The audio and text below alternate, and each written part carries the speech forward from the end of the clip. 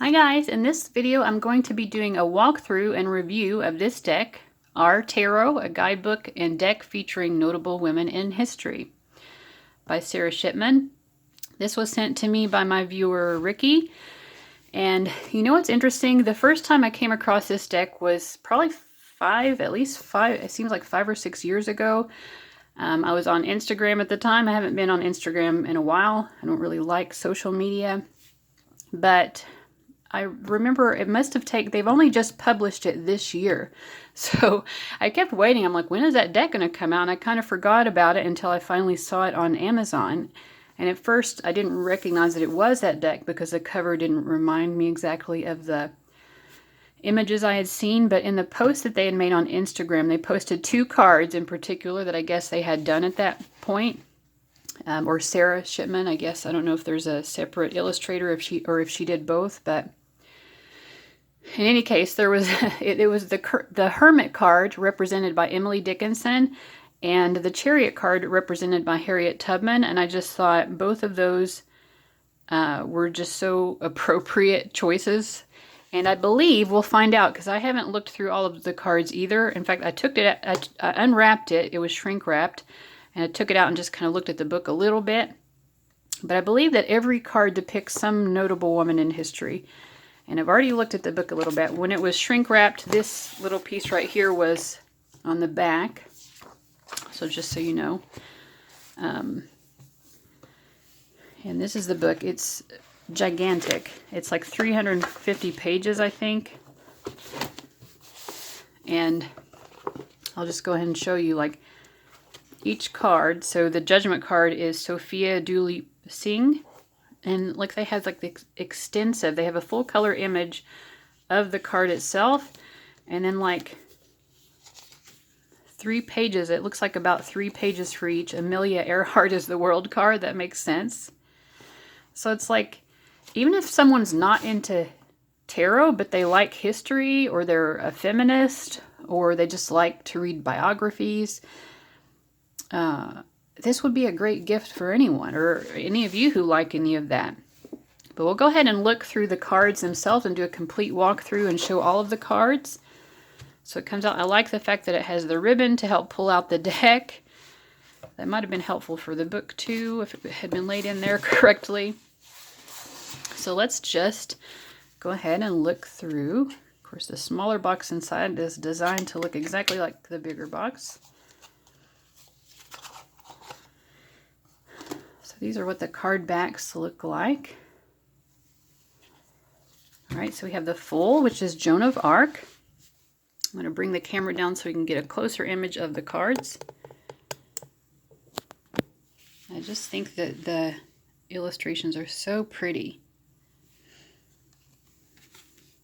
We have the Magician, Marie Curie. The High Priestess, Hildegard of Bingen. I may not pronounce all of these because maybe I will not feel confident in it. The Empress, Nefertari. The Emperor, Victoria. The Hierophant, Catherine of Aragon. The Lovers, Jane Addams and Ellen Gates Starr. The Chariot, Harriet Tubman, like I told you. Isn't that pretty? I just love how they're made. Strength, Katie Sandwina. Not sure who she is, but the thing is, like, I don't really, there's probably a lot of these that I don't know, or I don't know much about. The other one that I remember, Emily Dickinson, the Hermit. Absolutely makes sense. We have the Wheel of Fortune, Elizabeth I. Justice is Ida B. Wells. The Hanged Woman is Hypatia. Oh, Frida Kahlo is here. Death, that also seems very platonic, or appropriate. I was going to say it seems very appropriate because she is a very plutonic type person. That's nice. Temperance, Anne Sullivan. The Devil, Abigail Williams. I don't know who she is. I'll be interested to find out why they associated her with that card. The Tower, Anne Boleyn. The Star, Anne Frank. Aren't these images just wonderful? The moon, Mary Shelley, that seems appropriate as well. The sun, Sister Rosetta Tharpe. Actually, this card was in that image that I saw years ago as well. I'm remembering it now that I see it. Judgment, Sophia Duleep Singh. That's the one we saw when we were looking through the book. Now, once we go through the walkthrough, I'll shuffle and pull a card, and we'll just, I don't know if I want to read the whole, it's like 3 pages, so maybe I won't do that. We'll see. The World, Amelia Earhart. Ace of Cups, Audrey Munson. 2 of Cups, Lady Eleanor Butler and Sarah Ponsonby. 3 of Cups, Charlotte Emily and Anne Bronte. That's cool. That's a nice place to put these 3 sisters in the 3 of Cups. 4 of Cups, Gladys Bentley. I don't know who she is, but she's pretty cool looking gal. 5 of Cups, Heloise D'Argentoul. I don't know how to say that. 6 of Cups, Beatrix Potter. It's very pretty. Look at all those bright colors and the little bunnies. 7 of Cups, Eleanor of Aquitaine. 8 of Cups, Nellie Bly. 9 of Cups, Eloisa Diaz. 10 of Cups, Wangari Maathai. Page of Cups, Dorothea Dix. Knight of Cups, Sojourner Truth. Queen of Cups, Kai Ilani. I don't know how to say that. I tried. Keeper of Cups, Eleanor Roosevelt. Okay, so they have, for their court cards, let's see, they have Keeper, Queen, Knight, and Page. So they've just changed the King, so that seems appropriate because this is like a women-focused deck. All right, Ace of Pentacles is Murasaki Shikibu. 2 of Pentacles, Florence Nightingale. 3 of Pentacles, Octavia Butler. 4 of Pentacles, Isabella Stewart Gardner. 5 of Pentacles, Edmonia Lewis. 6 of Pentacles, Ada Lovelace. 7 of Pentacles, Zora Neale Hurston. 8 of Pentacles, Phyllis Wheatley. 9 of Pentacles, Khadijah. 10 of Pentacles, Gabriella Mistral. Page of Pentacles, Mary Lou Williams. Knight of Pentacles, Kalilia Mosher. Queen of Pentacles, Anna Jarvis. Keeper of Pentacles, Sarah Breedlove. Ace of Swords, Bessie Coleman. 2 of Swords, Helen Keller. 3 of Swords, Julian of Norwich. 4 of Swords, Hilma of Clint. 5 of Swords, Carrie A. Nation. I don't know who she is, but that's a fun name. 6 of Swords, Marcia P. Johnson. 7 of Swords, Lucretia Borgia. 8 of Swords, Georgiana Spencer Cavendish. 9 of Swords, Joanna of Castile. 10 of Swords, Lupe Velez. Page of Swords, Jane Austen. Knight of Swords, Wallace Simpson. Queen of Swords, Benazir Bhutto. Keeper of Swords, Huda Sha'rawi. Ace of Wands, Pearl Primus. Two of Wands, Sarah Grimke and Angelina Grimke. Three of Wands, Henriette Delille. Four of Wands, Corazon Aquino. Five of Wands, Sophie Scholl. Six of Wands, Boudica, I'm not sure. Seven of Wands, Lozin. Eight of Wands, Lyudmila Pavlichenko. I'm doing my best, guys. Nine of Wands, Jovita Idar. 10 of Wands, Wu Zetian. Page of Wands, Elsa von Freytag Lauren Govan. Knight of Wands, Hattie McDaniel. Queen of Wands, Josephine Baker. Actually, I think this image may have been in that original picture I saw too, because I do remember that again too now that I see it. Okay, and then Keeper of Wands, Cleopatra. Makes sense.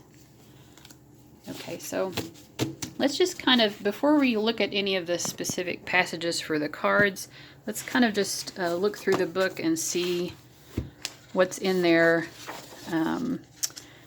So they explain the deck, and then that, like a lot of books that come along with decks, let me focus. It explains how to use the deck. If you've been using decks for a while, you probably don't really need to read that section. They give some sample spreads. A keep it simple 1-card spread, a past, present, and future 3-card spread, give me 5-card spread, 3 pairs to power, and a Celtic cross. I might look at that and see what that is. And then it goes through each of the cards in the major arcana, and then it goes through each of the cards in the minor arcana. So that's what we have. So let's look at this spread that they offer. I'm not much of a spread person, and I know a lot of times the books that come with decks will come up with spreads for you to use. Okay, but because I'm not much of a spread person, I don't often actually use them. Sorry for the camera moving around. Okay, 3 pairs to power. Is that the one? Yeah. This spread is useful for understanding yourself and what you have to offer the world on a deeper level. The first 2 pairs offer a unique perspective of your personality. Okay, so you're drawing it in pairs. Okay. While the 3rd pair offers direction on how to implement this knowledge. So it's a 3-pair spread, not a 3-card spread. Okay, so you pull a pair of cards from the deck and lay them next to each other, yada, yada, yada. The first pair indicates your secret superpower, a gift you likely haven't discovered yet. The 2 cards inform each other to convey a singular message. If your first pair of cards are the Tower and the Ace of Pentacles, that might mean that while you may be in a chaotic or disastrous situation, you are capable of pulling together material resources to help you land on your feet and organize a new beginning for yourself. The second pair portrays your shadow side, or the circumstances that are blocking you from discovering your new power. If your second pair is the 4 of Cups and the 9 of Swords, this may mean you are ignoring some deep-seated and difficult emotions. The 3rd pair of cards represents actions that you must take or events that must occur for you to confront what is blocking your exploration of your hidden potential. Perhaps your 3rd pair of cards are the Devil and the Queen of Wands. This could mean you need to cultivate self-confidence, perhaps via creative, artistic pursuits. Given the Suit of Wands, in order to disrupt the harmful habits and relationships that are causing the anxiety that the 2nd pair of cards points to. If you do, you'll be able to tap into your superpower, your ability to shine and empower yourself amid chaos, and showcase it more readily in your daily life. Oops, sorry about that. So I think they're saying, like, with this Devil and Queen of Wands, like, maybe creative self-expression via artistic pursuits would help you to disrupt some of these devil energies or like harmful habits and relationships that are causing these emotions that are maybe deep-seated and not that you're not totally conscious of. So yeah, I was going to pull some cards to do a sample, but then they went ahead and kind of did it for us and explained. So let's do what I mentioned before. I'm going to shuffle, and I'm going to pause to do that to save time in the video, and then we'll read through it in the book. Okay, I've shuffled several times. I'll shuffle again on camera, but I will say just what I'm noticing is that the size of the cards in your hand makes it manageable to shuffle. These cards are very sturdy, and they're a little bit stiff, but not to the point that they're like super difficult to shuffle. So it seems like they'll probably be cards that last. Okay, who do we need to read about? The Eight of Pentacles, Phyllis Wheatley.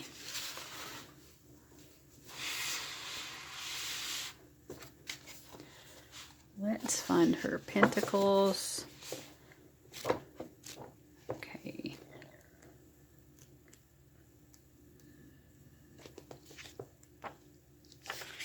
Oh, good. Hers is only 2 pages, so it'll be easier to read through. Okay. So I hope you can see this all right. My camera keeps going in and out of focus. Okay, so they give her lifespan here. She's from West Africa. It gives some key aspects for the card itself. Upright, hard work, mastery of a craft, skillfulness. Reversed, lack of productivity, lack of a vocation, or wasting time. All right. I think for most people who are already familiar with the tarot, these keywords are not necessarily going to be like profound or anything that you wouldn't already expect the Eight of Pentacles to represent. So I don't think that this is a deck where you're going to have to learn a new tarot language or anything like that. But let's see here what it says about her. Phyllis Wheatley was born in West Africa and sold into slavery at the age of 7 or 8. After being transported to Boston, then the British colony of Massachusetts, she was purchased by the Wheatley family. The Wheatleys named her Phyllis after the ship that had taken her across the ocean. Whatever name she went by in her homeland has been lost. The Wheatleys were known as a progressive-minded family, although they owned several slaves. The family taught Phyllis to read and write, which was unusual for the time, as educating slaves was regarded as taboo and potentially dangerous. Even so, Phyllis's education continued. The family quickly noticed her aptitude for literature, and she was tutored in Latin and classical philosophy, subjects that few women of any race were permitted to study. Phyllis wrote her first poem at the age of 14, further impressing the Wheatleys. She was relieved of her household duties, her chores were reassigned to other slaves in the home, and given more opportunity to explore her gift for writing. Even so, Phyllis still remained legally the Wheatleys' property. When she was about 20 years old, she traveled with a member of the Wheatley family to London. The family matriarch, Susanna, believed that Phyllis's poetry would stand a better chance of being published and read widely in England. Her hunch was proven right. Phyllis had audiences with several powerful British citizens and members of the nobility. She gained a patron in the Countess of Huntingdon, who funded the publication of her volume of poems titled Poems on Various Subjects, Religious and Moral. After its publication in 1773, the Wheatley family legally emancipated Phyllis. Phyllis's poetry was precisely as she titled it. She wrote on an array of topics, tending toward the spiritual and abstract. She rarely referred to her own life directly within the text of her poems. Some of her works repeatedly reference a solar deity, possibly a nod to the religious practices of her homeland. As a pious Christian, she may have also intended this reference to the literal sun as an allusion to the Son, that is, Christ. Phyllis's writing on these themes perhaps betrays an inner conflict regarding the slave trade. According to her writing, she was simultaneously grateful for the presence of Christianity in her life, a result of being enslaved, but she recognized the harsh cruelty of the slavery. After Phyllis was emancipated, she married and had 3 children, none of whom survived infancy. Her husband was imprisoned for debt in 1784, and Phyllis returned to domestic work in order to financially support herself. She died of an unknown illness later that year, at the young age of 31. Phyllis Wheatley's life was a brief flourish of commitment to her craft. Fate afforded her a rare opportunity to be creative, and she took full advantage while she was able. The Eight of Pentacles calls you to look for the moments in your daily life to practice your chosen discipline. Don't wait for a better day or an easier time. Ask yourself, what do you want to work on? Where can you find both literal and temporal space to work? How do you want your efforts to be received? So again, this is the image. Basically the same as the card, just without the border. It's so pretty that they have the full color image in the book.